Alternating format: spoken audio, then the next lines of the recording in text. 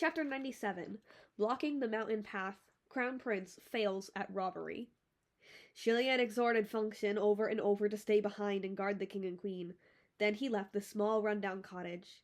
As he walked, he kept looking back, his heart racing. After walking a long way, when he was certain Function hadn't followed, he finally relaxed.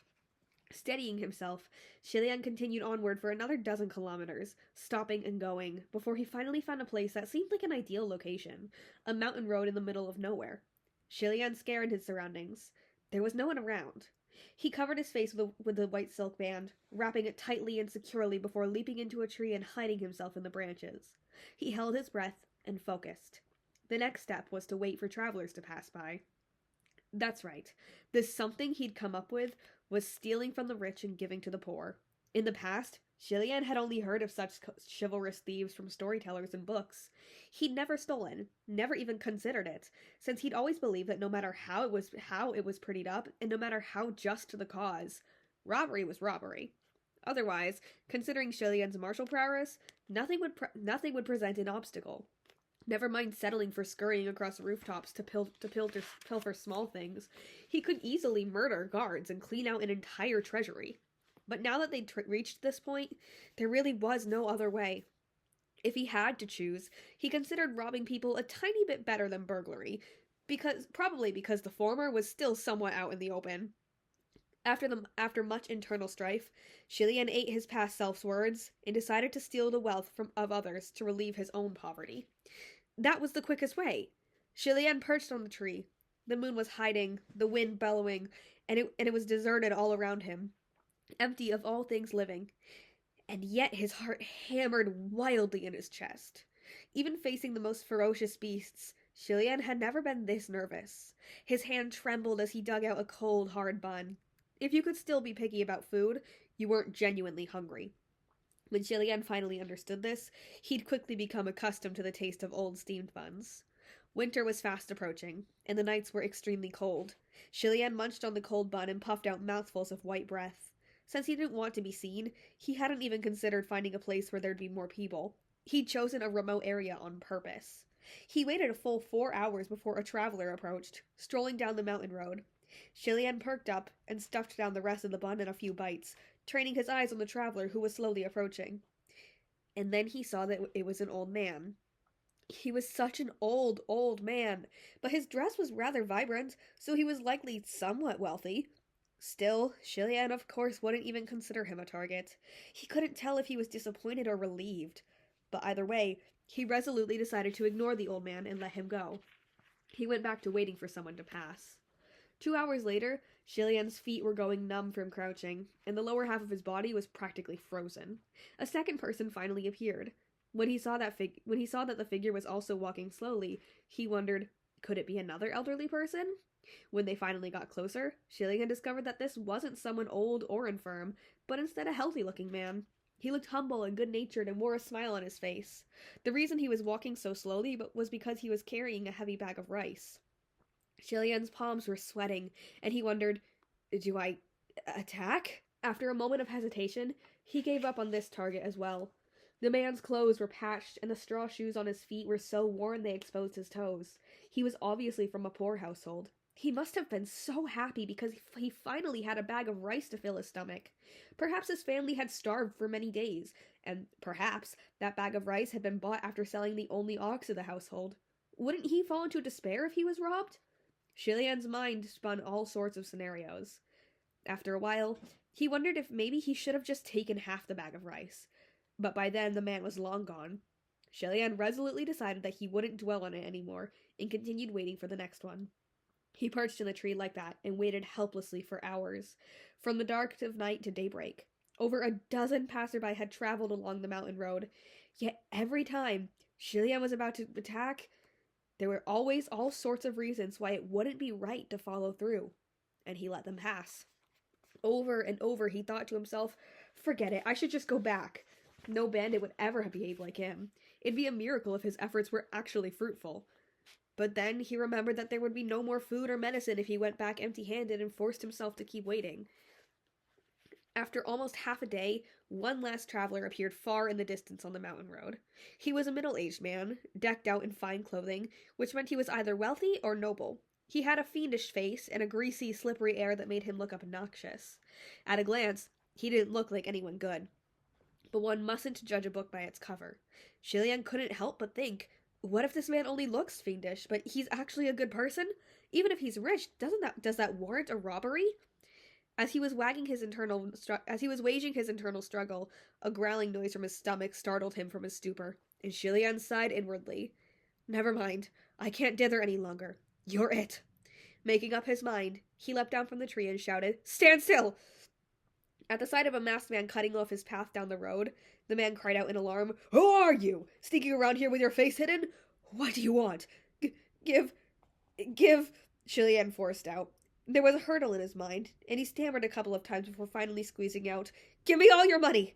The man's mouth opened wide, and he screamed and leapt 3 feet in the air. Somebody! Help! Thief! And then he turned and ran. More than his escape, Shilian was worried that his cries would alert others. The mountain road was barren and desolate, and there was little chance that anyone would come to help. Not to mention that it would be easy to hide. It would be easy to hide, even in the unlikely event someone showed up.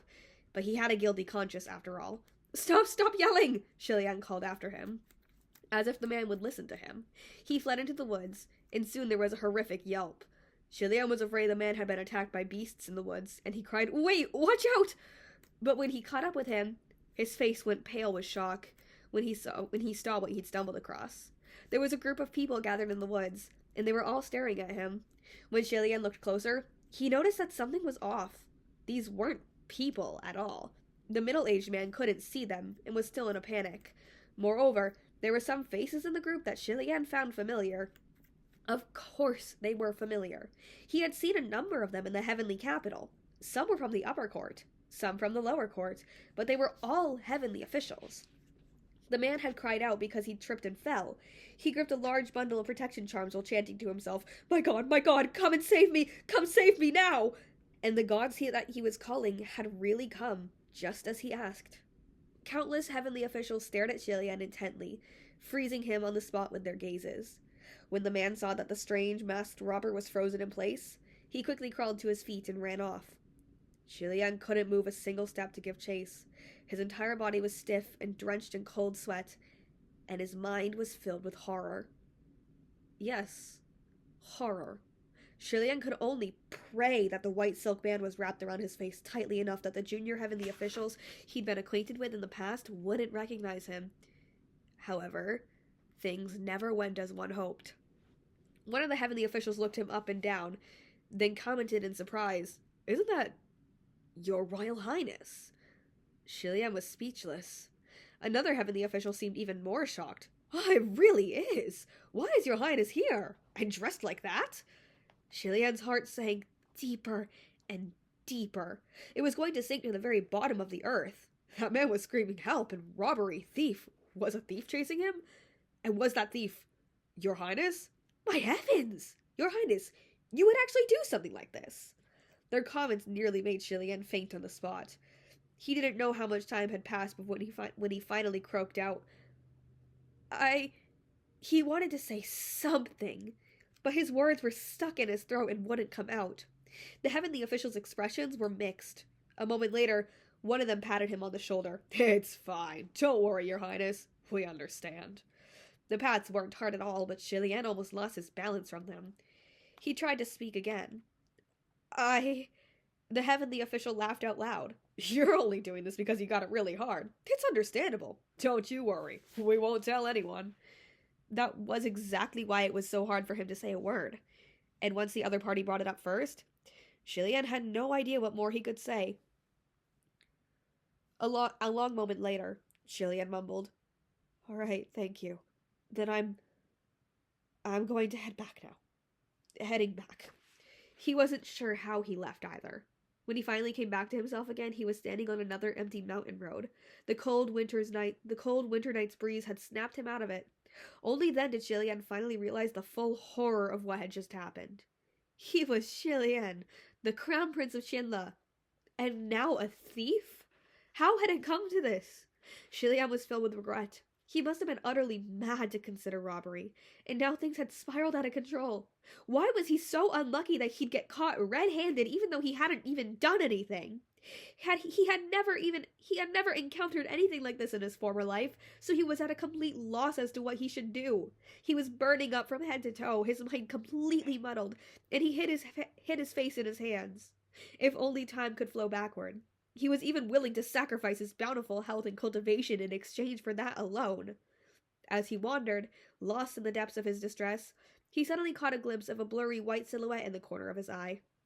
Startled, Shilian's head shot up. "Who goes there?" The figure had vanished the instant he looked. Cold sweat drenched him over once more.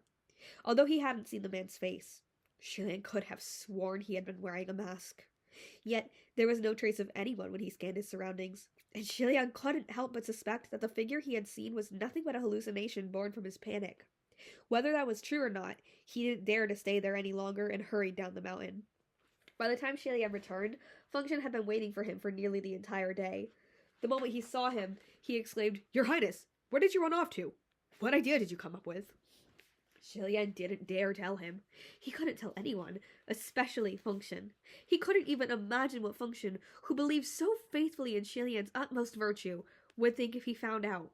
He could only hope that the incident would forever be buried in his heart and rotted in his stomach. Thus, Shilian replied ambiguously, "Nothing." Function was dumbfounded. "Huh? Then why were you gone for so long?" Shilian's mind was numb. "Don't ask again. I didn't do anything." Function found this incredibly strange, but no matter how he questioned, Shilian refused to answer. As a servant, it wasn't his place to push, so he could only ask in a whisper. "Do we still go busk tomorrow?" "I'm not going out anymore," Shilian replied. His mind had been thrown into complete chaos, and his head was filled with impossible worries. What if he bumped into that middle-aged man? What if he was wanted all over the city? Function noticed that he looked off. "Are you tired? Then why don't you stay in, Your Highness? I'll go myself. You just focus on training." He didn't know that Shilian also couldn't bring himself to train and cultivate. Shilian had been focused on cultivation at first because that was the only chance they had to return to the upper court. But now he was terrified of the prospect of returning there. Even though those junior officials had said they wouldn't tell anyone. Would they really? Had the affair already reached the ears of everyone in the upper court? When he considered that possibility, Shilian couldn't breathe. There was no way he could endure being trained by such a stain, by being tainted by such a stain, pointed at by the upper and lower courts alike, even by the whole mortal realm. Heavily exhausted, Shilian passed out, but his slumber was unsettled. He tossed back and forth, assailed by unknown nightmares. By the time he startled awake, he looked outside the window. The skies were already dark. Function wasn't around.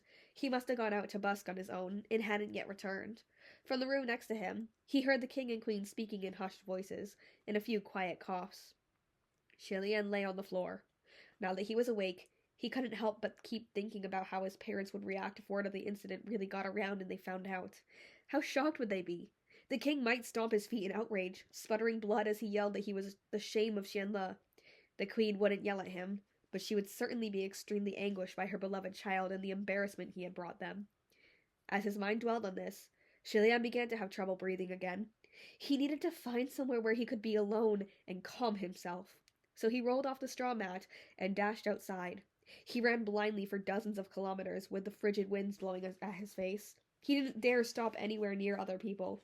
He always felt like they were staring at him and judging him for how unsightly he looked. He ran until he came upon a graveyard without a single soul present, and his midnight flight finally came to a stop. That night was colder than the night before, and only after he arrived here did Shilian notice that his cheeks and hands were practically frozen stiff. His whole body was shivering, though that wasn't just from the cold. It was also from terror.